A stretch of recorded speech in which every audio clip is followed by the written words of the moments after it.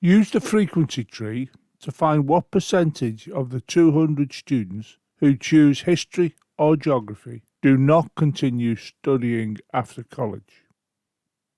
We can identify 38 students who study history do not study after college. We can also identify 50 students who study geography do not study after college.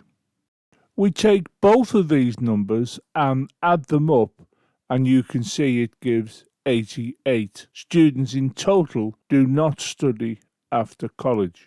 The numbers we therefore need to identify are as follows.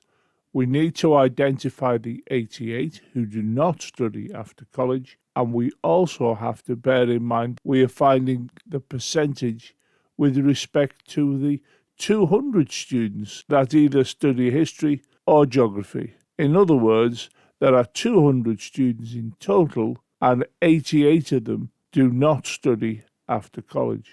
To find the percentage, we use the 88 and 200 and form a fraction which we then multiply by 100, and you can see that here. We can cancel down as follows. We can divide the 200 and the 100 by 100, and we end up with 88 over 2 times 1.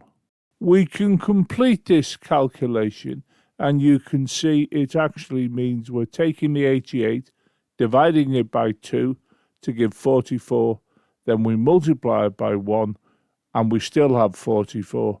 Consequently, the percentage is 44%, and that is the percentage of students who study either history or geography that do not continue to study after college.